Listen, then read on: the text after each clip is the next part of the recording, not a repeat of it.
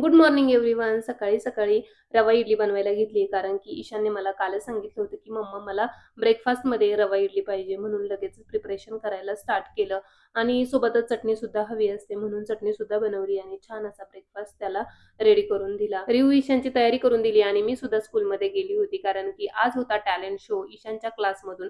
तर मुलांमध्ये जे काही टॅलेंट असेल ना, तर तेच तिथे रिप्रेझेंट करायचं होतं. सर्वजण आलेले होते. सर्व मस्त अरेंजमेंट झाली होती. आम्ही सुद्धा गेलो आणि सर्वात जास्त आवडलेला परफॉर्मन्स म्हणजे हा जो की डेटॉल बनलेली ही मुलगी. तर खूप सुंदर वाटत होतं मला तर सर्वात जास्त आवडलं.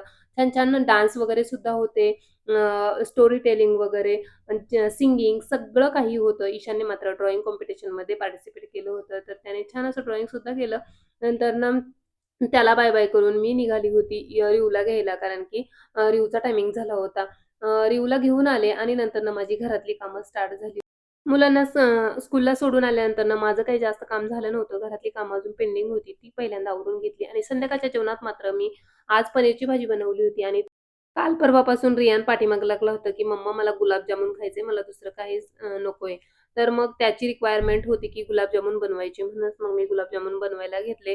जे काही DMartमधून पॅकेट आणलं होतं, तर त्याचंच मी बनवणार होते. आता इथं रियानला दम निघालाच नाही. तो लगेचच चेक करायला आला, की "मम्मा गुलाबजामुन झाले की नाही?" म्हणून. तर अजून वेळ होता असं त्याला सांगितलं आणि लगेच गुलाबजामुन फ्राय करायला घेतले. गुलाबजामुन वगैरे फ्राय झाले आणि साइडलाच मी पाकसुद्धा तयार करायला ठेवला होता. तर एकदम झटपट असे माझे गुलाबजामुन रेडी झाले. असं होतं.